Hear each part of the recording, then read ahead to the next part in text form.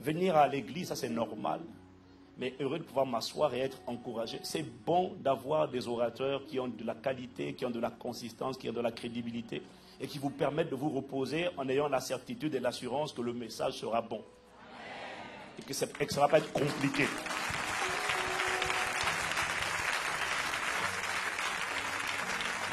Pouvez-vous m'aider à accueillir l'orateur de ce jour, le pasteur Alexandre Amazou, qui devient droit de Côte d'Ivoire de l'Alliance biblique missionnaire. Nous acclamons le Seigneur pour son serviteur.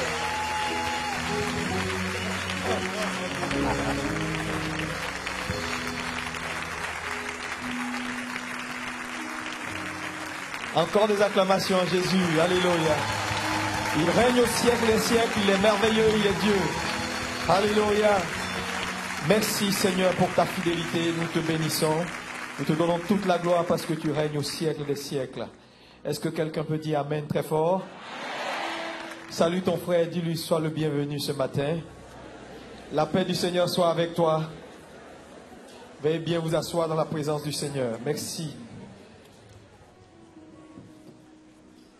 Toujours un plaisir pour moi de me retrouver dans ce beau lieu et avec des hommes et des femmes de valeur, de grandeur et autour d'un leader singulier. Alléluia. Nous bénissons le Seigneur pour cette opportunité encore une fois. Que Dieu vous bénisse abondamment. J'apprécie d'être là et je pense que ce matin, Dieu, par sa grâce, nous conduit encore dans sa parole et nous permet d'avancer dans sa connaissance afin d'accomplir ce pourquoi nous sommes sur la terre des hommes. Est-ce qu'on peut dire Amen? Ce matin, donc, nous allons voir ensemble ce que j'intitule la loi de l'interdépendance ou les 5 types de relations nécessaires pour réussir sa vie. Alléluia. Gloire à Dieu. Donc, je disais tout à l'heure ce matin que cette loi est très importante parce que Dieu l'a fait ainsi pour que chacun comprenne qu'il n'est rien sans son frère.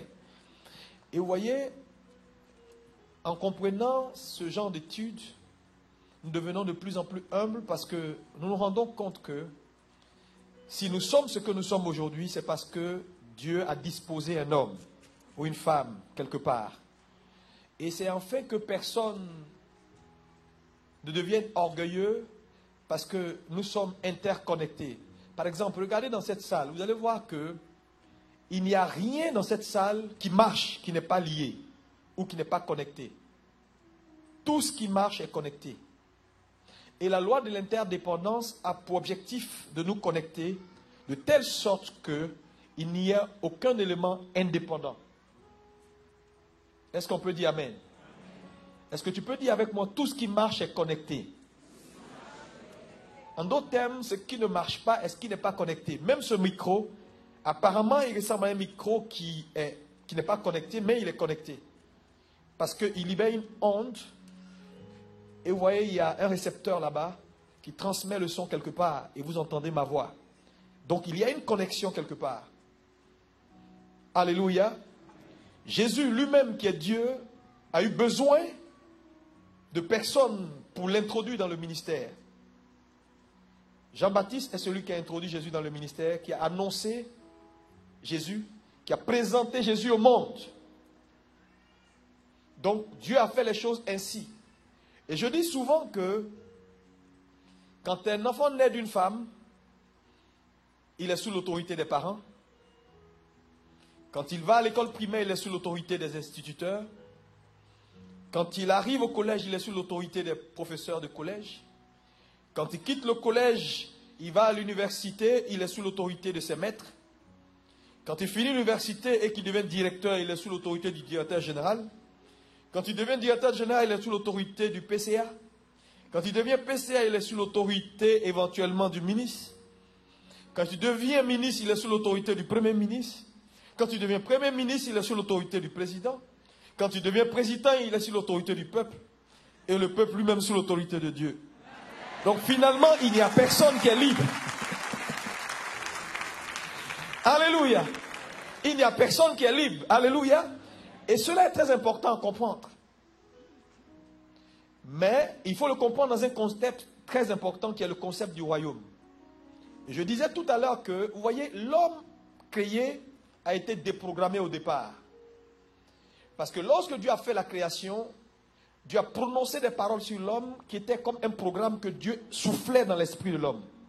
C'est comme un ordinateur que tu achètes. Un ordinateur performant en fonction du logiciel que tu installes. Donc l'homme avait un logiciel qui était un logiciel divin, mais qui avec le péché a été déprogrammé, a été corrompu. Donc pour que l'homme revienne à son statut de départ, il faut une déprogrammation et une reprogrammation. Il faut reformater son disque dur. Est-ce qu'on peut dire Amen? Alléluia. Et donc quand un homme naît, il est influencé par plusieurs facteurs.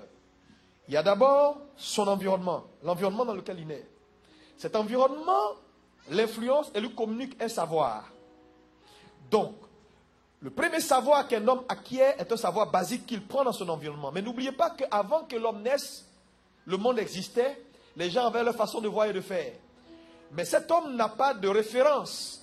Donc, les premières connaissances qu'il reçoit, il les accepte parce que ce sont les premières connaissances. Elles peuvent être erronées, mais c'est ce qu'il voit et c'est ce qu'il a toujours vu et il les accepte. Donc, un homme reçoit de son environnement un savoir qui le conditionne. C'est pourquoi quelqu'un qui est né à Paris et quelqu'un qui est né quelque part dans un village d'Afrique ne sont pas conditionnés de la même façon. Amen. Donc, l'environnement te communique le savoir. Le savoir maintenant que tu reçois de ton environnement va te conduire dans des expériences. Et ces expériences-là vont déterminer maintenant ce que tu vas choisir de croire. Parce que ce n'est pas tout ce qu'un homme sait qu'il croit. C'est après les expériences qu'on choisit de croire certaines choses et de rejeter certaines choses. Par exemple, tu peux rencontrer une dame, tu lui demandes, « Chère sœur, que penses-tu des hommes ?» Elle te dira, « Les hommes, c'est des menteurs. » Tu vois une autre femme, tu lui demandes, « Que penses-tu des hommes ?» Elle te dira, « Les hommes, oh là là, je ne veux même pas entendre parler, ils sont tous faux. » Mais tu vas aller à la troisième femme, elle te dira, « Les hommes, ils sont bien. » Mais chaque réponse est liée à l'expérience que la femme a vécue. Donc, en fonction de son expérience, il y a des choses qu'elle a choisi de croire et il y a des choses qu'elle a choisi de ne pas croire. Donc, un homme croit certaines choses en fonction des expériences dans lesquelles il passe. Est-ce que vous comprenez? Donc, en fonction de ses expériences, il choisit de croire certaines choses, il se bâtit des convictions. Maintenant, les convictions qu'il se bâtit vont lui établir des valeurs. Et ce sont ces valeurs-là qu'il va transmettre à sa progéniture, à ses enfants. Et ces valeurs-là également vont conduire cet homme à faire des choix dans la vie. Par exemple, quand tu choisis d'envoyer ton enfant aux États-Unis et non à Paris, cela est souvent ou cela prend appui sur tes valeurs. Et les choix maintenant déterminent l'acte. Donc vous voyez avec moi que quand un homme pose un acte, que souvent on n'arrive pas à comprendre, c'est parce qu'en réalité l'acte vient de loin. Donc au lieu de s'attaquer à l'acte, il faut gérer le problème de l'environnement qu'il a conditionné et qu'il a envoyé jusqu'à l'acte. Parce que si tu veux seulement toucher à l'acte, tu ne pourras pas le changer. Voilà pourquoi la plupart des gens ne changent pas. Parce qu'on leur dit, ne fume plus ou ne fais plus ce que tu fais. Mais quand tu lui dis de ne plus faire ce qu'il fait, tu attaques l'acte. Mais le problème, si tu touches à l'acte, il faut remonter à ses choix. Tu touches à ses choix, remonte à ses valeurs. Tu touches à ses valeurs, remonte à quoi encore? Remonte à ses expériences ou à ce qu'il a choisi de croire. Ensuite, tu remontes à ses expériences et tu te retrouves dans l'environnement qu'il a conditionné au départ. Voilà pourquoi lorsque Jésus est venu, Jésus ne s'est pas attaqué aux actes des hommes, mais Jésus a prêché la repentance. La repentance qui est un changement d'environnement. Il dit, vous avez été conditionné dans un environnement qui vous a déprogrammé et qui vous a communiqué un autre système. Maintenant, repentez-vous, c'est-à-dire changez d'environnement. Quittez l'environnement dans lequel vous êtes et venez dans un nouvel environnement que j'ai envoyé, qu'on appelle le royaume, pour que cet environnement nouveau vous influence et change vos actes. Est-ce qu'on peut acclamer le Seigneur pour cela? Alléluia! Donc, un véritable chrétien repenti qui opère dans ce nouvel environnement qu'on appelle le royaume va naturellement voir sa vie influencée dans une certaine direction et les actes vont suivre. Mais malheureusement, comme je l'ai dit, le chrétien opère dans deux sphères qui cohabitent. Nous sommes dans un monde, par exemple, ici à Paris, nous sommes dans une république où il y a des lois. Mais heureusement ou malheureusement pour nous, la Bible ne nous demande pas d'être en rupture de banc avec la République. L'Église est une institution qui respecte les lois. Donc, en tant que citoyen français ou citoyen étranger vivant en France, nous avons obligation de respecter les lois de la République. Mais en même temps que nous sommes dans cette République française, notre naissance nous introduit dans une autre sphère qu'on appelle le royaume. Et dans cette sphère-là, les lois sont différentes des lois de la République.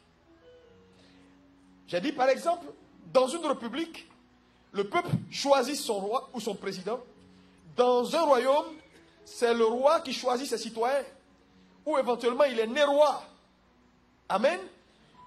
Dans une république, il y a la démocratie. Chacun parle, chacun dit ce qu'il pense. Dans un royaume, c'est différent, c'est la théocratie.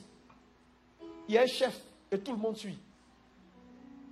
Donc souvent, les gens se convertissent et n'arrivent pas véritablement à se départir de ces lois dans lesquelles ils vivent en tant que citoyens de la République, et ils transfèrent ces lois-là dans les affaires du royaume. Ça ne marche pas. Est-ce qu'on peut dire amen? Et ce matin, nous allons voir une loi que je considère importante pour tout chrétien qui, devenu citoyen du royaume, si cet homme est destiné à réussir, il faut qu'il en tienne compte. Et c'est ce que j'appelle la loi de l'interdépendance. C'est-à-dire, Dieu nous a liés les uns les autres de telle sorte que notre succès dépend de X, de Y, et que personne ne dise « je suis ce que je suis aujourd'hui ». Et vous voyez, quelqu'un qui comprend ce que nous allons dire ce matin devient très humble. Parce que dans tous les cas, qui es-tu?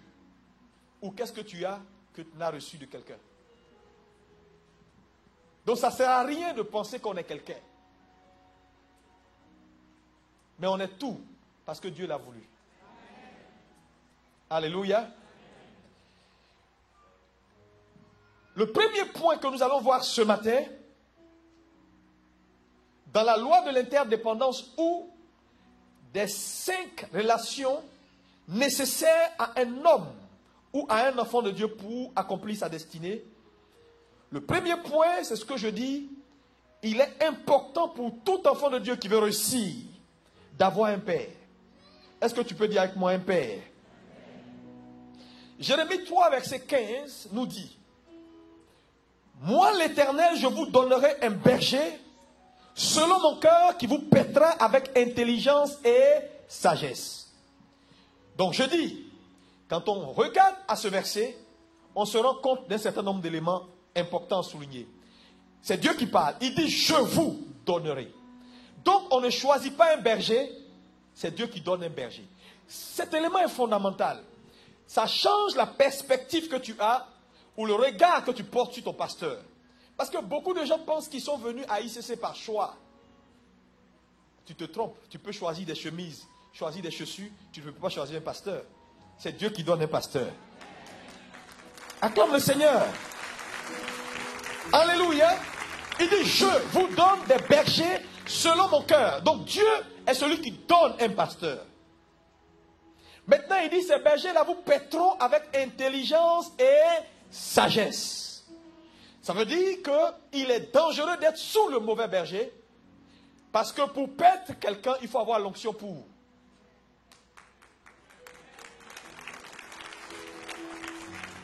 En d'autres termes, tout le monde ne peut pas te paître. Et malheureusement, certains se sont retrouvés sous les mauvais bergers et leur vie n'a pas pu avancer de 10 cm. Mais je bénis Dieu parce que vous avez le bon berger. L'homme que Dieu a choisi, alléluia, pour vous. Ton acclamation ne me convainc pas ce matin. Alléluia. Vous savez, en Afrique, quand quelqu'un a un fétiche qui marche, il ne joue pas avec. Il dit, ça là, c'est mon fétiche. Ton pasteur, c'est ton fétiche. Si ça va dans ta vie, quand je dis ton fétiche, qu'est-ce que je veux dire? Si ça va pour toi, si ta vie est épanouie, parce que vous ne pouvez pas comprendre jusqu'à où cet homme puise toutes les fatigues, tout ce qu'il est prêt à payer comme prix pour que tu accomplisses ta destinée. C'est un mandat qu'il a. Voilà pourquoi de tels hommes, on les protège. De tels hommes, on en tient compte. De tels hommes, il faut les reconnaître. Avoir un père est essentiel. Parce que là où il n'y a pas de père, il n'y a pas de repère. Et c'est l'un des gros problèmes pour la plupart des jeunes serviteurs de Dieu qui essaient de servir Dieu sans avoir de véritable coach, des pères pour leur donner la direction. Avoir un père est essentiel. Le mot père veut dire source. Le mot père, le mot berger, le mot pasteur ont la même origine. Donc, ton père ne peut pas être ton frère qui est assis avec toi. Parce que souvent, certaines personnes ont des églises dans des églises. C'est-à-dire, parce qu'il a converti 2-3 personnes, il s'établit père sur ces 3 personnes-là dans l'église. Tu es un voyou. Ton frère ne peut pas être ton père parce qu'il ne peut rien t'apporter. Dis amen. S'il y a quelqu'un qui exige que tu l'appelles père dans les couloirs, il faut lui dire, à partir d'aujourd'hui, c'est terminé. Il y a un seul père dans cette maison, c'est le pasteur que Dieu a établi sur la maison. C'est lui qui reçoit et qui vous apporte. Il est la source. C'est une vérité qui est fondamentale. Donc, avoir un père est essentiel. Malachie 4, versets 5 à 10, nous dit quoi?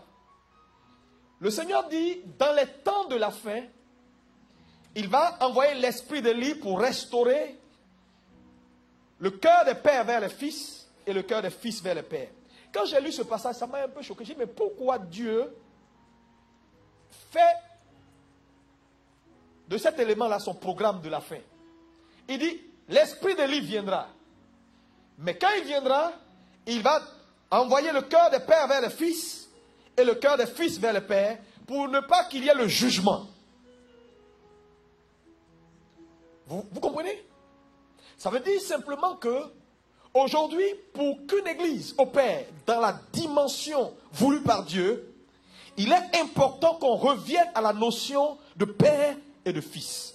Parce que quand vous lisez la Bible, vous allez voir que de Genèse à Apocalypse, et surtout quand on va dans ce que j'appelle la loi de la première mention. Parce que quand tu veux comprendre un concept dans la Bible, il est important d'aller sur ce qu'on appelle la loi de la première mention. Parce que très souvent, la première mention d'un concept nous révèle les intentions de Dieu concernant ce concept. Et lorsqu'on va, en ce qui concerne la notion de père, dans la loi de la première mention, on se rend compte que la première fois où la notion de père apparaît, c'est dans Genèse 15, 15.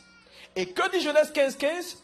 Il dit, tu iras en paix vers tes pères après avoir vécu une heureuse vieillesse. En d'autres termes, nous voyons le même couple père-fils, et cette fois-ci, on dit, tu iras vers tes pères. Donc, il y a la notion d'aller vers le père, en paix, après une heureuse vieillesse. Parlant de, tu iras vers le sépulcre de tes pères. Donc, en d'autres termes, un homme qui n'a pas de père est un homme qui va errer et un homme qui n'a pas d'avenir.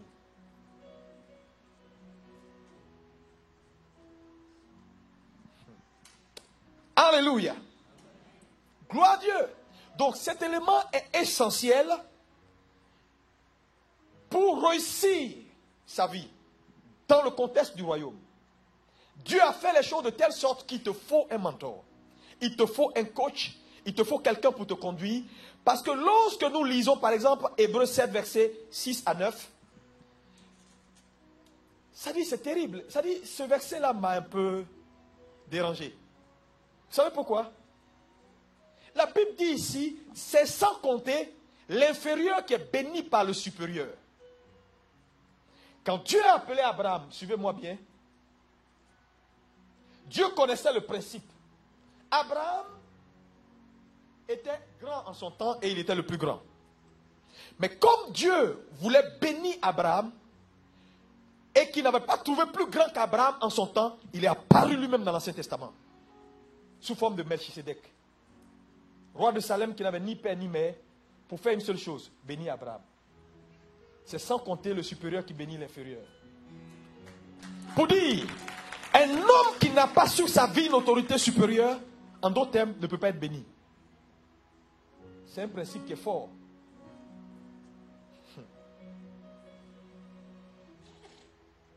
Vous suivez?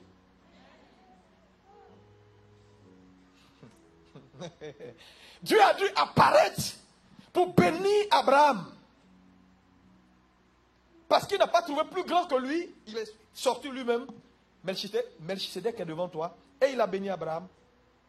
Et Hébreu nous ressort cela en mentionnant ce principe important, c'est sans compter le supérieur qui bénit l'inférieur. Ce n'est pas le contraire. Si tu n'as personne pour te bénir, tu es en danger. Voilà pourquoi il te faut un père. Dis Amen. Dis Amen plus fort que ça. Amen. Deuxième élément important pour réussir, c'est ce que j'appelle, il te faut avoir une progéniture, c'est-à-dire des fils. Il te faut un père, une autorité supérieure, mais il faut également des gens sous toi, des gens qui sont sortis de toi. En haut et en bas. Dites Amen. Lorsque Dieu a fait l'homme, Dieu a dit, soyez féconds, multipliez, remplissez la terre, assujettissez-la et dominez. Les premières paroles que l'homme a entendues quand il a été créé, ce sont ces 5 mots. Mais au-delà des mots, c'était un programme. Maintenant, la première phrase que Dieu prononce, il dit, sois fécond. J'ai dit, le mot sois est un verbe impératif qui impose une demande sur la capacité de l'homme. Sois fécond. Il n'y a pas de possibilité. Tu dois être fécond. Sois est impératif. Quand on te dit sois quelque chose, ça veut dire tu ne peux rien faire que d'être la chose. Mais également, quand on te dit sois quelque chose, ça veut dire simplement que tu as la capacité, le potentiel d'être la chose. Donc aucun homme n'a le droit de ne pas être fécond. La fécondité est une obligation. La fécondité est un commandement.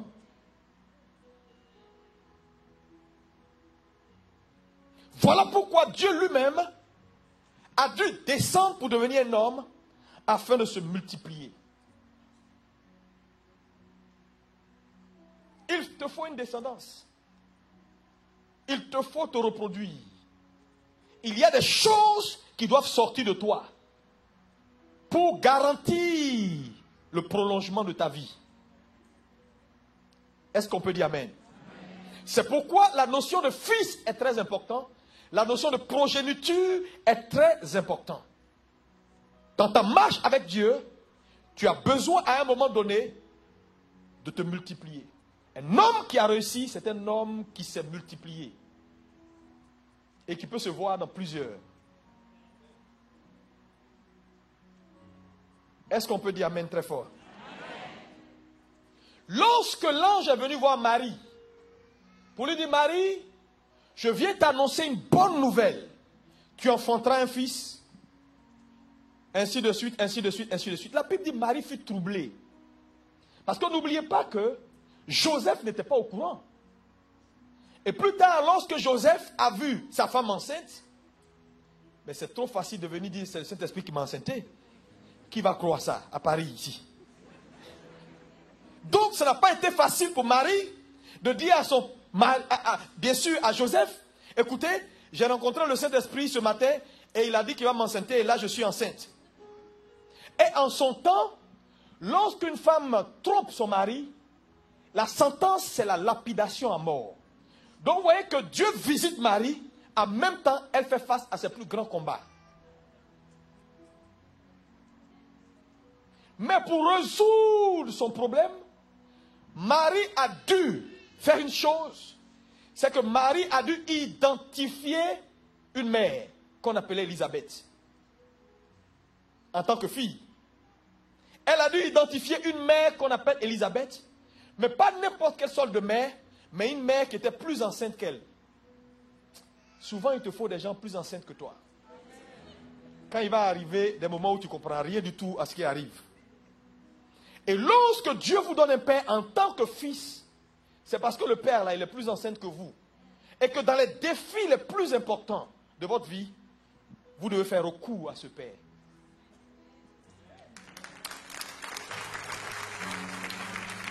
Parce que si Marie était allée voir quelqu'un d'autre, elle n'aurait jamais compris ce qui arrive. Mais Élisabeth savait ce qui arrivait parce qu'elle-même vit la chose. Et sa grossesse est un peu plus avancée. Donc elle pouvait expliquer à Marie ce qui se passe. Voilà pourquoi, en tant que fils, Dieu vous donne des pères. Pour qu'au moment les plus difficiles de votre vie, que vous ayez un repère.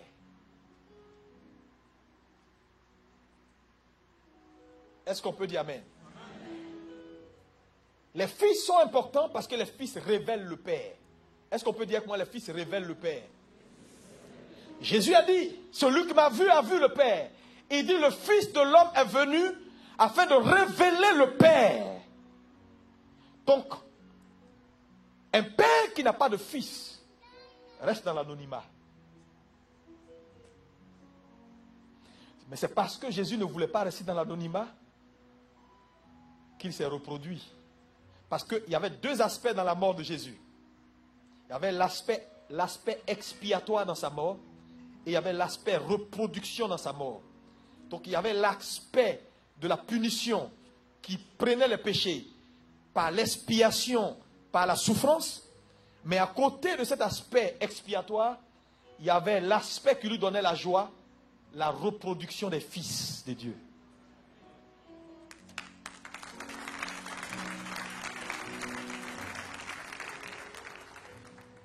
Dans tout ce que vous faites, travaillez pour assurer une descendance.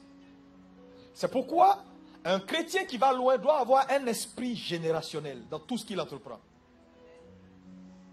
Quelqu'un qui travaille pour aujourd'hui parce qu'il doit manger est quelqu'un qui n'a rien compris.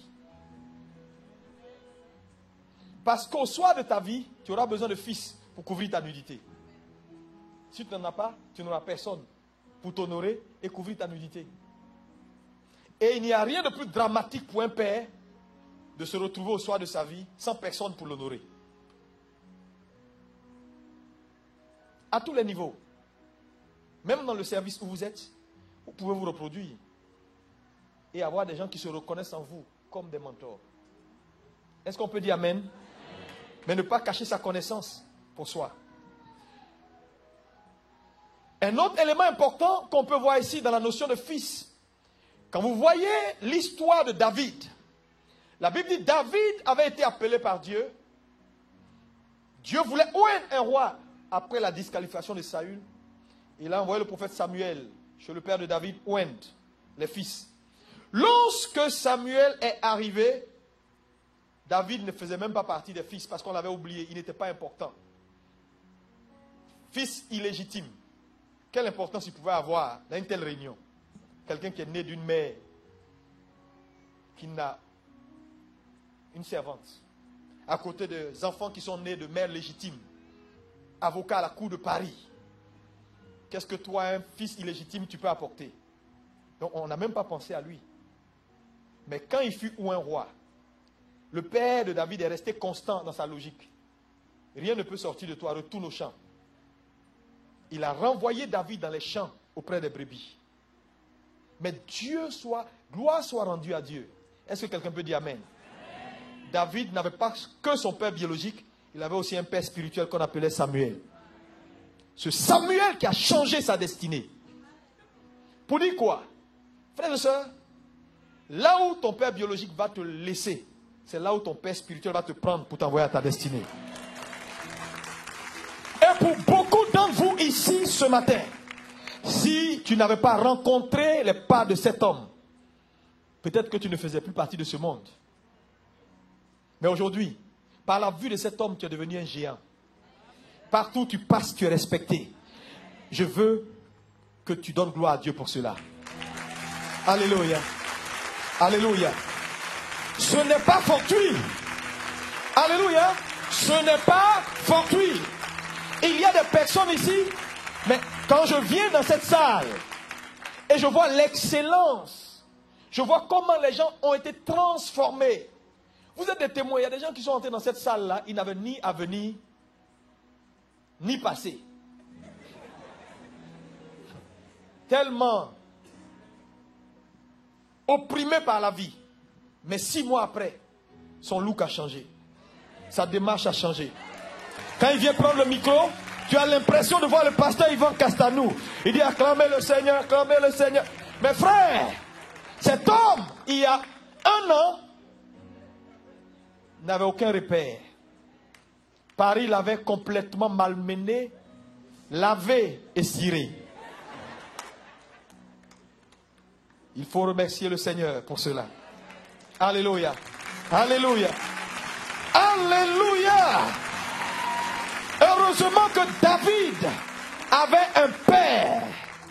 Et c'est ce père-là qui est venu prendre David là où son père biologique l'a laissé. Je voulais vous encourager, fils, à être des fils dignes. La Bible dit, un fils digne fait la joie de son père. C'est important d'avoir des fils. Parce que les fils, c'est l'avenir. Les fils, c'est le futur. Et Dieu est intéressé par l'avenir. Ce matin, je voulais t'encourager à comprendre ces choses qui sont simples, mais profondes, afin que ta vie ait un sens. Est-ce que tu peux dire Amen? Troisième élément important ou type de relation nécessaire pour réussir dans le royaume, il te faut des amis. Dis à ton frère, il te faut des amis. Proverbe 17, verset 17 nous le dit. L'ami aime en tout temps. L'ami aime. Donc vous voyez, tu as besoin de père, autorité supérieure, le supérieur qui bénit l'inférieur. Tu as besoin de fils, parce que tu as besoin de te prolonger dans les fils. Tu as besoin d'amis, un vis-à-vis, quelqu'un qui est à ton côté. Donc, en haut, père, en bas, fils, sur le côté, ami. Tu as besoin d'amis. Dis à ton frère, tu as besoin d'amis.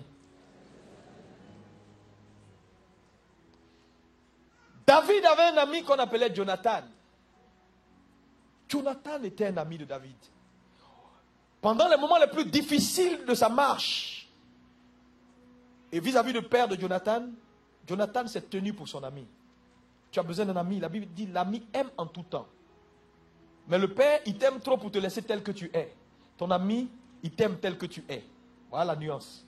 Mais ton père, il ne t'aime pas tel que tu es, parce qu'il t'aime trop pour te laisser tel que tu es. Ton père a envie de te changer. Ton ami a envie que tu restes comme tu es. Mais il est souvent important d'avoir des gens qui veulent que tu sois comme tu es.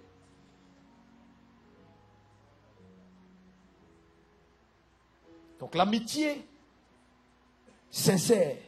Parce que vous êtes dans une époque où vous êtes dans une communauté. En général, en Europe, il y a beaucoup de solitude. Il y a beaucoup de... la solidarité n'est pas comme en Afrique. Les gens abandonnent très facilement les vieux parents. Tu vois des vieux, ils sont en asile, dans les maisons d'asile. Tu vois même quelqu'un, dès qu'il commence à avoir 50 ans, il commence à craindre. Parce que là, il sait qu'il va vers sa dernière demeure. Tout le monde l'abandonne. Personne ne veut ce poids. Mais voilà pourquoi le cycle continue. Parce que ce que tu sèmes, c'est ce que tu moissonnes. Tous ces jeunes qui ont abandonné leurs parents là, vous allez les moissonner. Vos enfants vont vous abandonner d'eux-mêmes. Mais ce que Dieu veut, ce n'est pas cela. Dieu a fait l'homme de telle sorte que l'homme puisse vivre en communauté.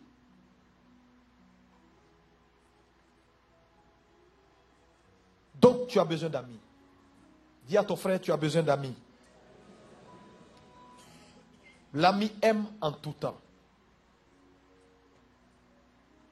Tu as besoin également en quatrième position d'ennemi. Est-ce que tu peux dire avec moi ennemi?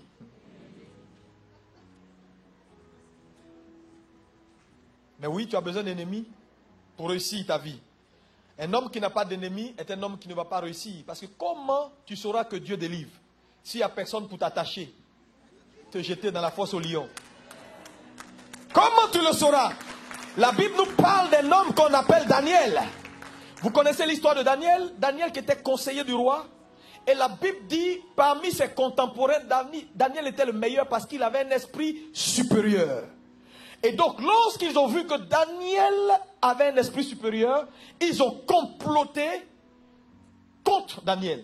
Mais la Bible dit, ils n'ont rien trouvé qui pouvait être sujet d'accusation à Daniel. Et ils se sont dit, cet homme aime son Dieu et prie son Dieu. Nous allons faire voter une loi pour que pendant 30 jours, personne ne prie son Dieu, ni même un homme si ce n'est le roi. Le roi a signé le décret. Ils sont allés un soir, ils ont surpris Daniel en train de prier. Ils sont allés rapporter au roi que, oh roi, vis éternellement. Daniel, il ne respecte pas le décret signé, il continue de prier.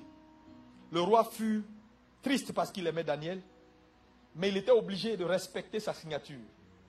Donc Daniel fut saisi et jeté dans la fosse au lion. La Bible dit, le roi a jeûné ce jour-là. Vous savez quel était son jeûne? Ce soir-là, il n'y a pas eu de concubine qui est entrée là-bas. C'était son jeûne là, ça. Et le matin, très tôt, la Bible dit, il est venu avec une voix triste. Et il a appelé Daniel. Est-ce que le Dieu que tu sais avec tant de dévouement a pu te délivrer de la gueule des lions? Ah, j'aime la réponse de Daniel. Ô roi, vis éternellement. Le Dieu que je sers a envoyé son ange et l'ange a fermé la gueule des lions. Est-ce que quelqu'un peut acclamer le Seigneur? Alléluia! Alléluia! Alléluia! Il dit, l'Éternel a envoyé son ange qui a fermé la gueule du lion. Et la Bible dit, le roi était enthousiaste, il a fait libérer Daniel. Et le roi fait quoi? Il va saisir tous ceux qui ont comploté contre Daniel. Et il va les jeter. Mais la Bible dit, avant même qu'ils n'atterrissent au fond, les lions les ont massacrés. Pour dire quoi, frère? Les gens avaient comploté contre lui. L'Éternel a tourné en bien pour lui. Frères et sœurs, tu as besoin d'ennemis. Dis à ton frère, tu as besoin d'ennemis. Tu as besoin d'ennemis. Alléluia. Regardez, à la fin de l'histoire, le roi va faire une déclaration impressionnante. Il va dire, je décrète dans ce royaume, à partir d'aujourd'hui, que personne dans ce royaume ne serve ou ne se prosterne sous aucun autre Dieu, si ce n'est le Dieu de Daniel. Alléluia. Alléluia. Il dit que personne ne se prosterne sous un autre Dieu que le Dieu de Daniel. Frères et sœurs, tu es sur le point d'être révélé. Alléluia. Les gens ne savent pas qu'en cherchant à te faire mal, ils sont en train de te pousser vers ta destinée. Je dis, ils sont en train de te pousser vers ta destinée. Alléluia. Alléluia. Frère, c'est important. On ne peut qu'apprécier des étoiles dans un ciel obscurci. Les étoiles donnent leur éclat quand le ciel est noir et non pas quand le ciel est lumineux. Voilà pourquoi il faut savoir apprécier les temps difficiles que tu passes. C'est Dieu qui veut se révéler. C'est Dieu qui veut révéler à ton voisin que tu sais le seul vrai Dieu. Vous savez, il y a une histoire. Il y a une histoire qui m'a fait beaucoup rire et qui est une histoire formidable. Un jour, il y avait un roi qui voulait faire marier sa fille. Mais son royaume était une île. Donc il y avait de l'eau tout autour, mais l'eau était remplie de crocodiles. Incroyable. Et il est venu dans le village voisin, il a annoncé que je veux tous les hommes vaillants du village. Je veux marier ma fille. Mais la condition pour avoir ma fille, toute personne qui va sauter dans l'eau, qui va nager jusqu'à arriver à mon royaume, il est qualifié. Parce que dans tous les cas, il meurt. Et voilà, pendant l'annonce, tout le monde était au bord du lac. Et il y avait un jeune homme très maigre qui se baladait quelque part. Et il s'est retrouvé là par hasard, il passait. Et quelqu'un a dit, mais ce type-là, il est qui? On réunit les hommes vaillants pour la fête de la fille du roi. Et un tel type, il se balade là. Donc, a voulu le pousser pour lui dire, quitte là, ta place n'est pas ici. Il a poussé le monsieur dans l'eau. Le monsieur se débat. Un caïman fait sa bouche comme ça, le monsieur fait comme ça, il passe ici. Le caïman fait ça, le monsieur fait comme ça, il passe ici. Et voilà le monsieur, tout à coup, de l'autre côté de la rive, à la résidence du roi. Et le roi commence à clamer. Il dit au roi, il dit, tais-toi. Qui m'a poussé? Qui m'a poussé? Frère, en voulant le pousser, il l'a envoyé à sa destinée. Le voilà, Marie. Sans le vouloir. Il était préoccupé par une seule chose. Qui m'a poussé? On dit, mon frère, tu es devenu gendre du roi. Il dit, qui m'a poussé? Alléluia. Je suis venu dire à quelqu'un ici ce matin, je ne sais pas qui tente de te pousser. Je ne sais pas qui tente de t'abaisser, mais en le faisant, je déclare qu'il t'envoie vers ta destinée au nom de Jésus. Alléluia. Il t'envoie vers ta destinée au nom de Jésus. Gloire à Jésus. Les ennemis nous boostent vers notre destinée. C'est pourquoi c'est important de ne pas avoir peur d'avoir des ennemis. Non. Ils sont toujours là, ils seront toujours là. C'est des facteurs de promotion. Alléluia, alléluia, alléluia, alléluia, alléluia. C'est des facteurs de promotion. Oui. Parce que tout le monde ne va pas t'aimer. Quel que soit ce que tu feras, tout le monde ne va pas t'aimer. Et c'est vrai. Tout le monde non plus ne peut pas être ton ami. C'est pas possible. Il y a des gens qui ne vont pas t'aimer à cause de ta différence simplement. Parce que tu fais les choses autrement et à chaque fois qu'ils te voient, c'est leur jugement qu'ils voient. Donc ils vont te détester. Tu sais, les hommes n'aiment pas les gens excellents. Les hommes n'aiment pas les gens qui travaillent bien parce qu'à chaque fois qu'ils les voient, ils sont jugés. C'est-à-dire leurs fautes, leurs bêtises sont exposées. Donc cet homme devient une cible. Mais qu'est-ce que tu peux faire? Tu ne peux pas empêcher un oiseau de voler au-dessus de ta tête, mais au moins tu peux l'empêcher de s'asseoir. Ils n'ont qu'à voler, voler, voler, mais ils ne peuvent pas s'asseoir. Dis à quelqu'un, ils ne pourront pas s'asseoir. Alléluia. Alléluia. Oui, frère, tu ne peux pas empêcher le diable de faire son travail. Le diable est l'un des êtres les plus assidus qui fait son boulot sérieusement. Mais il faut le lui reconnaître, il fait son travail. Tu ne peux pas l'empêcher de faire son boulot. Mais dans tout ce qu'il fait là, il ne pourra jamais t'atteindre. À toi de veiller à ce que, quel que soit ce qu'il fait, que cela n'arrive jamais dans ta sphère. Tout simplement. C'est important. Demander la promotion, chercher à réussir, c'est une façon de dire, Seigneur, envoie-moi des ennemis. Donc si tu ne veux pas réussir, ou si tu as peur des ennemis, là, le succès ne t'intéresse pas non plus. Parce qu'il n'y a aucune grandeur qui n'attire des ennemis. Est-ce qu'on peut dire Amen? Quand vous lisez l'histoire des enfants d'Israël, il n'y a pas quelque chose qui vous surprend? Pourquoi ils ont fait tout ce temps dans le désert? C'est vrai, leur désobéissance est à la base. Mais Dieu a utilisé leur désobéissance pour leur donner de la formation. Pour que lorsqu'ils vont posséder Canaan, parce que Canaan était une terre convoitée, il n'y avait pas que le peuple d'Israël qui convoitait Canaan. Dites Amen.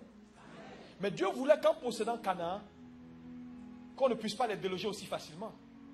Voilà pourquoi dans leur parcours, ils ont eu beaucoup de combats pour leur donner de la force et de l'endurance. Pour que possédant Canaan, pour les déloger, ça soit difficile. Sinon, si tu possèdes une bénédiction sans payer le prix, tu vas le perdre aussi vite que tu l'as reçu. J'ai compris un jour que tout ce qu'un homme reçoit sans payer le prix est temporaire.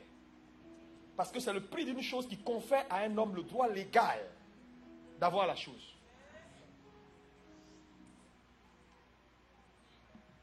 C'est pourquoi même pour nous avoir, Dieu n'a pas décrété de son ciel, je suis le Dieu Tout-Puissant, je décrète que les hommes n'ont plus de péché, ils sont à moi.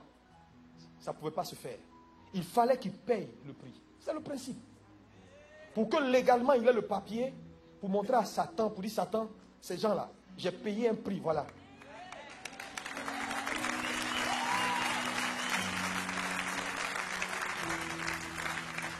Alléluia. Il y a quelqu'un qui est sur le point d'être propulsé vers sa destinée ce matin. Il y a quelqu'un qui est sur le point d'être propulsé vers sa destinée ce matin. Alléluia. Je disais tout à l'heure que, en revenant un tout petit peu sur la notion de fils, que cela était très important parce que j'ai compris une vérité. Vous savez, quand vous regardez l'église, l'église a ce visage parce que nous les pasteurs, nous avons passé la plupart de notre temps à former des chrétiens au lieu de former des fils. Mais quand j'ai compris certaines vérités, ma mentalité a changé. Parce que je me suis posé la question, le mot chrétien veut dire quoi? Ça ne veut rien dire du tout. Chrétien veut dire petit Christ. Et qui a donné ce nom aux enfants de Dieu, c'est les païens. Comment des païens peuvent déterminer notre identité? Et en plus, ils disent petit Christ. Nous ne sommes pas appelés à être des petits Christ, mais à des Christ full. Parce qu'on va à la mesure de la statue parfaite. Et non pas à la moitié de la mesure de la statue parfaite de Christ. Donc vous comprenez que l'objectif de Dieu, ce n'est pas de fabriquer des chrétiens, mais de fabriquer des fils. Parce qu'il a dit, le fils demeure toujours dans la maison, mais l'étranger non. Mais malheureusement, on a des collègues dans l'église, on a des amis dans l'église, et ces gens-là, quand ils viennent, c'est pour créer la zizanie. Mais là où il n'y a que des fils, le problème de la rébellion est réglé. Donc, en réalité, Dieu ne veut plus de rébellion. Voilà pourquoi Dieu veut des fils. Et le monde attend avec un ardent désir la révélation des fils et non des chrétiens. Et si vous êtes là, je bénis Dieu pour vous. Parce que quand tu vois un véritable fils, tu le sais. Je vois en vous des fils. Et des vrais fils. Le fils a des caractéristiques. Un vrai fils aime la présence de son père. Je t'assure, un vrai fils aime la présence de ton père. Et Dieu a dit à Moïse, lorsqu'il a appelé Moïse, il a dit, je vais t'envoyer Aaron, qui sera prophète devant toi. Mais le signe, c'est qu'il va aimer ta présence. Quand il te verra, il sera heureux. Un vrai fils aime la présence. Un fils qui fuit la présence de son père est suspect.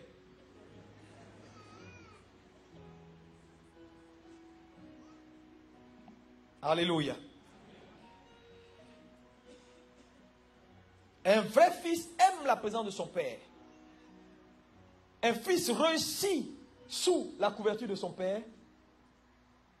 Un vrai fils partage les désirs de son cœur avec son père.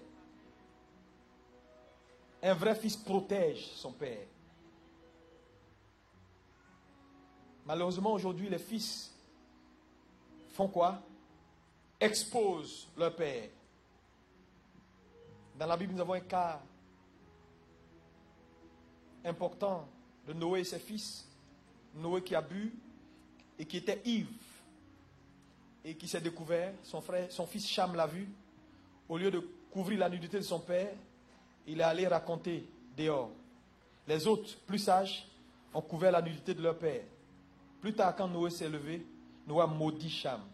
et sa descendance. Il a dit, Canaan, ton fils sera esclave des esclaves de ses frères. Il prive donc Cham d'une descendance digne. Mais tu vas te poser la question, pourquoi Cham, qui a commis l'erreur, on ne l'a pas maudit et c'est sa descendance? Parce que les fils sont la venue du père. Et quand tu veux faire mal à un père, touche à ses fils. Parce que quand tu as détruit sa descendance, il n'aura personne pour couvrir sa nudité et lui donner de l'honneur. C'est une malédiction grave. Il dit, tes fils seront esclaves. Ça veut dire, un esclave porte le nom de son maître et non le nom de son père. Ça veut dire quoi? Dieu était en train de dire à Cham, puisque tu as découvert la nudité de ton père, ton nom sera effacé. Parce que tes fils vont être esclaves, dont ne pourront plus faire prévaloir ton nom pour les générations à venir. Donc en fait, Dieu effaçait le nom de Cham en déclarant ses fils esclaves. C'est dangereux d'exposer la nudité de son père. Vous êtes des fils et je vous le dis. C'est très facile de critiquer. De dire, bon, quand un pasteur te donne accès à son intimité, ce n'est pas à toi d'aller dire dehors. Parce qu'à chaque fois que tu exposes la nudité de ton père face à tes frères, il y a un transfert de bénédiction. Tu deviens leur esclave. C'est une malédiction grave. Très grave. S'il y a une chose à ne plus faire, c'est ça. N'exposez jamais la nudité de votre père dehors. Vous devez le défendre. Vous devez le protéger. Parce que c'est le don de Dieu pour votre vie.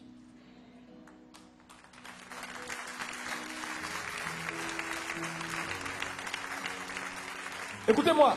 Les pères ne sont pas toujours parfaits. Hein? Non. Mais ce n'est pas votre responsabilité de les juger. Parce que vous voyez, c'est l'autorité supérieure qui juge l'autorité inférieure. Parce que c'est l'autorité supérieure qui a onction pour juger l'inférieur. Ce n'est pas l'inférieur qui a l'onction pour juger le supérieur. Voilà pourquoi quand Myriam et Aaron ont parlé contre Moïse, Dieu les a jugés. Il dit, qui êtes-vous pour parler contre Moïse, mon serviteur? Il les a jugés. Il a jugé qui? Il a jugé Myriam. Tu vas me dire, il a épargné qui? Il n'a pas épargné Aaron, il a différé le jugement d'Aaron. Il a différé le jugement d'Aaron parce qu'Aaron portait le sacerdoce. Et ses fils n'étaient pas encore prêts. Mais plus tard, il a appelé Aaron dans un petit coin et dit, viens, déshabille-toi, habille ton fils. Dieu, il n'oublie pas. Il va t'utiliser s'il a besoin de toi. Et puis vous allez régler vos comptes après. Beaucoup de gens pensent qu'ils peuvent se permettre de faire ce qu'ils veulent. Et puis il n'y a rien, parce qu'ils pêchent, il n'y a rien, ça continue. Non, Dieu diffère les jugements quand on porte le sacerdoce.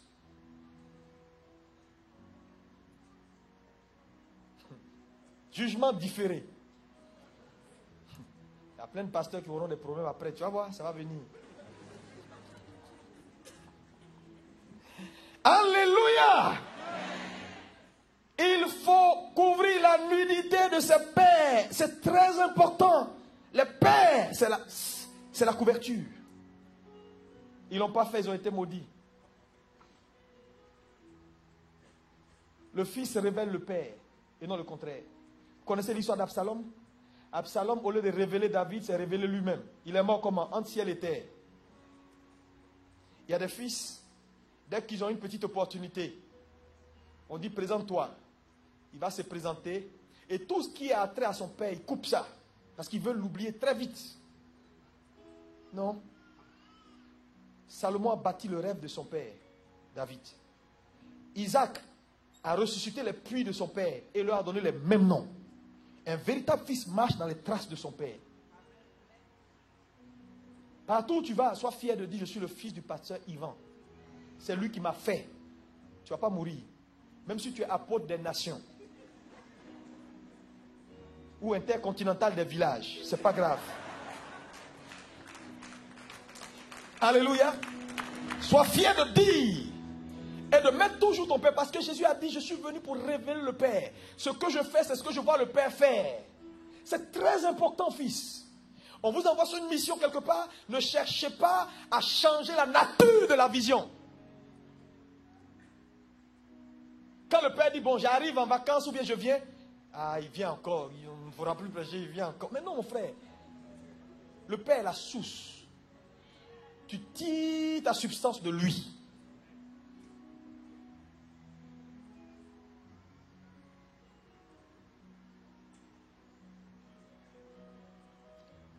Quelqu'un peut dire Amen. Gloire à Dieu.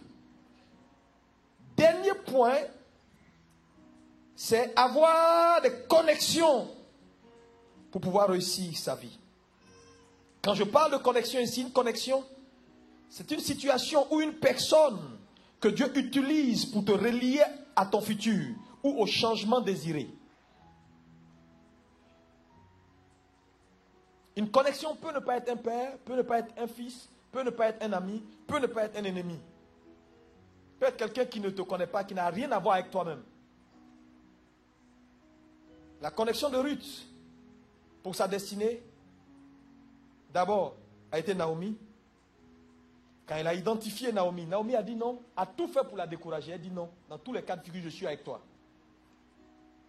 Très souvent, ta connexion pour te relier à ton futur n'aura aucune idée de ce que tu as comme programme.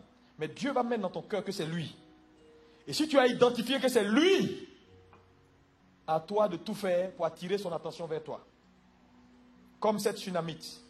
Quand elle a vu l'homme de Dieu passer, elle a dit, il est différent. Sûrement c'est lui. Qu'est-ce qu'elle a fait? L'homme n'avait aucune idée. Mais c'est elle qui a fait la maison, la chambre. Et qui a dit, est-ce que tu peux venir dormir? Vous voyez, elle a posé des actes qui ont détourné l'attention du prophète sur elle. Très souvent, je vais vous dire, ce n'est pas à ton pasteur de chercher à savoir qui tu es, à te saluer, à courir après toi. Si tu sais que c'est lui, à toi de tout faire pour attirer son attention vers toi. Le pasteur ne me salue pas, le pasteur ne m'a pas vu, le pasteur est toujours avec X, il est toujours avec Y, il n'est jamais avec moi. Il peut être avec toi, si tu sais faire ce qu'il faut pour qu'il soit avec toi. Vous comprenez un peu? Quand elle a rencontré Boaz, elle savait que Boaz, voilà la bénédiction pour laquelle je suis arrivé ici. Boaz n'avait aucune idée. Boaz faisait ce qu'il a à faire. Elle est allée prendre conseil auprès de sa mère pour dire, maman, j'ai vu l'homme. Maman dit, voilà comment tu vas marcher, voilà comment tu vas t'habiller, voilà comment tu vas faire. Elle est allée, elle a fait. Ce qu'elle a fait là, a détourné les yeux de Boaz sur elle. Je prie que Dieu ouvre tes yeux sur la connexion qui va te lier à ton futur. Sur la connexion qui va t'envoyer à la prochaine étape. Est-ce que tu peux dire Amen? Est-ce que tu peux dire Amen? Parce que souvent, cette connexion vient de façon anodine. Tu peux ne même pas t'en rendre compte que c'est la connexion là qui est là. Je t'assure. Ça peut être quelque chose d'insignifiant. Maintenant, si tu es un orgueilleux qui ne considère rien, tu vas rater la bénédiction de Dieu. Je vous assure, quand Dieu a mis l'homme dans le jardin, mais Dieu a fait quelque chose de dangereux. Dieu voulait que l'homme devienne comme lui, à qui est la divinité, non pas par imposition, mais par choix. Mais qu'est-ce qu'il a fait? Il a mis l'homme dans le jardin, et l'objectif de la présence de l'homme dans le jardin, c'était l'arbre de vie. Mais il a camouflé ça dans un commandement vague. Mange tout ce qui est dans le jardin. Mais ça là ne touche pas. Ça n'aurait pas été plus facile pour Dieu de dire à l'homme, mange l'arbre de vie là. Et puis c'était fini. Pourquoi il n'a pas dit? Il dit mange tout. Le tout là c'est y compris l'arbre de vie. Excepté l'arbre de la connaissance du bien et du mal. Donc il a donné en fait l'instruction, mange l'arbre de vie. Il a mis les autres arbres à côté pour tout mélanger. C'était à l'homme de réfléchir et aller vers la divinité par choix.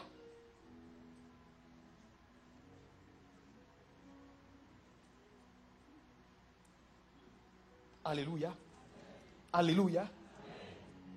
Mais malheureusement, il a fait le mauvais choix. Je dis, souvent la connexion qu'il te faut viendra de façon anodine. Ça sera un enfant assis que tu ne connais même pas. Demain, tu vas le voir à la télévision, tu vas dire quoi? Mais c'est pas vrai. Mais on était à ICC, je le connais. Les gens vont dire, toi tu es un menteur, tu connais tout le monde. Mais c'est la vérité, tu le connais. Tu le connais, mais tu l'as méprisé. Parce que tu ne savais pas ce qu'il y avait en lui. Frère, il n'y a pas quelqu'un qui n'est pas important. Je dis, il n'y a pas quelqu'un qui n'est pas important. Souvent, les hommes que Dieu va utiliser pour te faire basculer dans le surnaturel, tu ne pouvais même pas imaginer que c'est eux. C'est pas possible. Comment tu vas imaginer que c'est lui? Voilà comment opère le royaume. La loi de l'interdépendance. Nous sommes liés les uns les autres de telle sorte que personne ne s'enorgueillisse.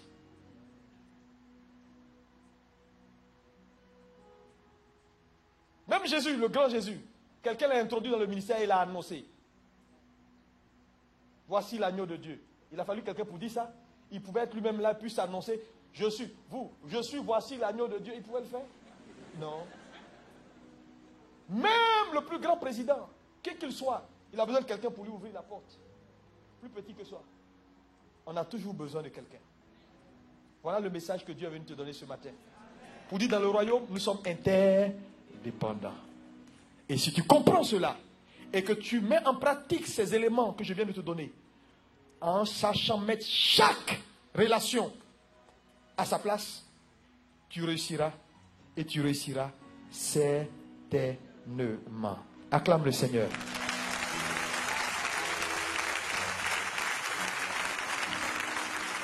Est-ce que quelqu'un peut acclamer le Seigneur? Alléluia.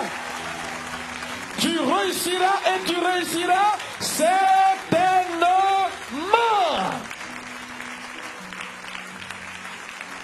Oh, alléluia, alléluia. On peut acclamer Jésus encore plus fort. Parce qu'il est Dieu. Il est Seigneur. Alléluia. Alléluia. Alléluia. Wow. Tu vas prier ce matin. La première prière que tu vas faire, je veux d'abord que tu regardes ton voisin et dis-lui, voisin, souviens-toi de moi dans ta gloire. S'il te plaît, je suis là, c'est moi. Quand tu seras là-bas, ne me boule pas. Alléluia. Tu vas prier pour que Dieu ouvre tes yeux sur la connexion qui va t'envoyer à ta prochaine étape dans ta vie. Qui va t'envoyer à la prochaine étape dans ta vie. Que Dieu ouvre tes yeux pour que cette connexion-là, tu ne la rates pas. Elle peut venir sous forme camouflée. Elle peut venir comme quelqu'un d'insignifiant. Elle peut venir comme un petit enfant. Elle peut venir comme quelque chose même que tu n'aimes pas. Frère, vous savez comment Pierre a été crucifié? Le mandat que Paul a aujourd'hui, d'avoir écrit le tiers du Nouveau Testament et d'avoir fait tout ce qu'il avait fait là, c'est Pierre qui devait faire ça. Vous ne savez pas ça? Mais un jour, Dieu est venu le voir et Dieu a présenté plein d'animaux impurs. Et il dit, Pierre, tue et mange. Il dit, non, nous dans notre coutume, là, on ne mange pas ça. Hein. Nous dans notre coutume, il dit, tue et mange ces animaux-là. Il dit, non, non, non, non, c'est trop impur. Nous, on n'est pas dans les trucs impurs. Dieu a coupé court. Et il est allé prendre Paul. Je dis, souvent, Dieu va camoufler la chose. C'est pourquoi il faut avoir du discernement. Regardez Élie au torrent de Kérit. Dieu lui dit quoi? Il dit, bon, je vais m'occuper de toi. Il lui envoie quoi? Un corbeau. Dans la culture juive, un corbeau est un animal impur. Donc quand un corbeau touche quelque chose, la chose devient impure. Mais le corbeau lui envoyait du pain, de la viande. S'il avait considéré l'impureté du corbeau, il mourrait de faim. Il faut savoir discerner entre le corbeau et la viande.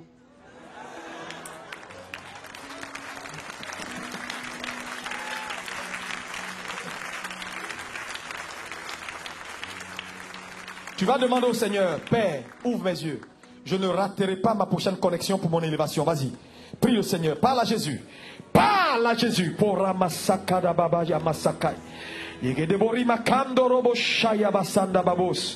Au nom puissant de Jésus-Christ de Nazareth, je veux te bénir parce que je crois, Seigneur, oui, que ta volonté, c'est que nous allons à la prochaine étape. Mais cette prochaine étape est liée à une connexion. Seigneur, ouvre nos yeux ce matin, afin que quelle que soit la personne, Seigneur mon Dieu, que nous ayons du discernement pour saisir ta volonté. Au nom puissant de Jésus, au nom puissant de Jésus, je déclare ce matin, Seigneur, que rien ne pourra nous empêcher de saisir par ton esprit, par le Saint-Esprit, oui, Seigneur mon Dieu, oui, la connexion, Seigneur, pour l'élévation. Au nom de Jésus-Christ de Nazareth, je déclare que tout ce qui peut être obstacle, que tout ce qui peut être anomalie pour nous empêcher, Seigneur, considération humaine, considération personnelle, considération culturelle, qui peut nous empêcher d'aller à la prochaine étape. Au nom puissant de Jésus, nous déclarons, Seigneur mon Dieu, oui, que ces choses sont soumises au nom puissant de Jésus. Borimakanda baromaka, yegede borimakanda baramasaka baba, erabakanda robobobobobobo, yegede borimakanda baromakanda baramakanda baramasaka yaba. Au nom puissant de Jésus, Seigneur, il y a des personnes dans cette salle. Seigneur, la prochaine étape est liée, Seigneur mon Dieu, à une obéissance. Je prie et j'ordonne qu'il manifeste au temps opportun, au temps kairos, cette obéissance au nom de Jésus.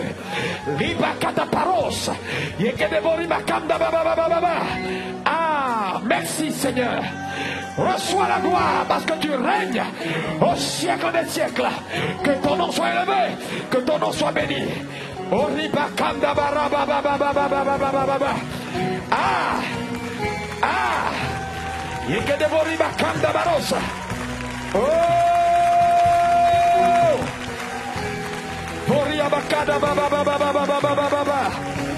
il est Dieu ce matin, il est Seigneur ce matin, il est roi ce matin. Alléluia. Est-ce que tu peux l'acclamer? Alléluia. Oh, alléluia. Je veux que tu pries maintenant. Une dernière prière. Tu vas prendre la main de ton voisin. Oh, en prenant sa main, vois-toi en train de prendre la main d'un roi. Oui, d'une connexion en or. Et tu vas déclarer, Seigneur, tu as dit, si deux d'entre vous s'accordent sur cette terre pour me demander quelque chose, j'accorderai ce qu'ils ont demandé. Tu as dit, deux valent mieux qu'un. Un chassera 1000 et deux chasseront 10 000. Ce matin, mon frère est trop important pour que nous puissions chasser 10 000. Vous allez déclarer en union d'esprit que ICC accomplira sa destinée. Elle va devenir la locomotive. Que Satan le veuille ou pas, ICC sera la locomotive dans le monde francophone des églises évangéliques. Déclarez maintenant d'un commun accord. Allez-y, allez-y, allez-y, allez-y, allez-y, allez-y, allez-y.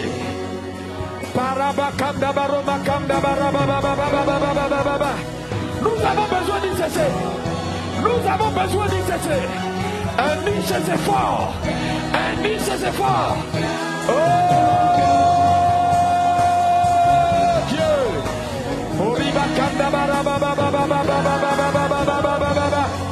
Yabakata paroma kanda barama sakala bayayay. Hey. Oh. Bakata paroma sakata paraya. Oui Seigneur. Nous avons besoin. Oui Seigneur. De pasteur. Oui, qui élève l'étendard de Jésus. Nous le soutenons. Nous le soutenons. Nous déclarons qu'il ne faillira pas. Afin qu'à sa lumière, plusieurs marchent. Au nom de Jésus. Hey! Jesus.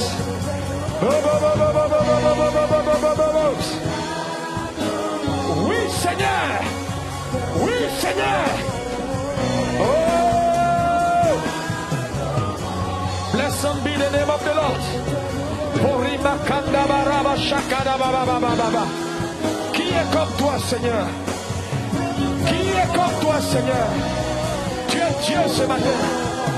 Aide-nous, Seigneur, à nous aimer les uns les autres, à nous entraîner. Oh, reçois la gloire, Seigneur.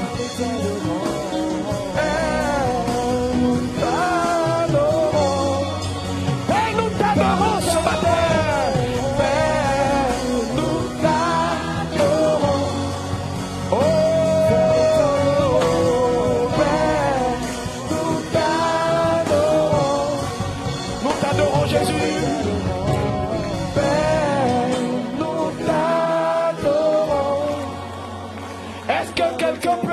Jésus-Christ de Nazareth, nous t'adorons.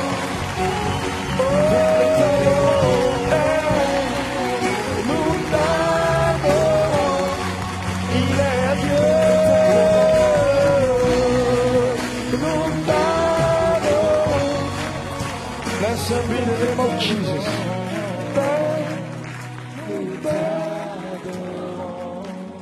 Seigneur, nous avons besoin d'un ICC fort pour la francophonie.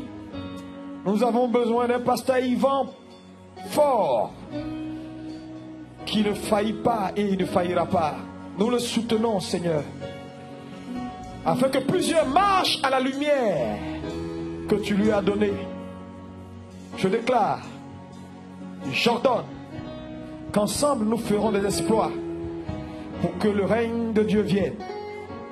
Merci, Seigneur, de nous avoir rendus un peu plus humbles. Merci pour mon frère à côté de moi. Merci pour la grâce dans sa vie, qui est un soutien pour ma vie. Bénis ton Église.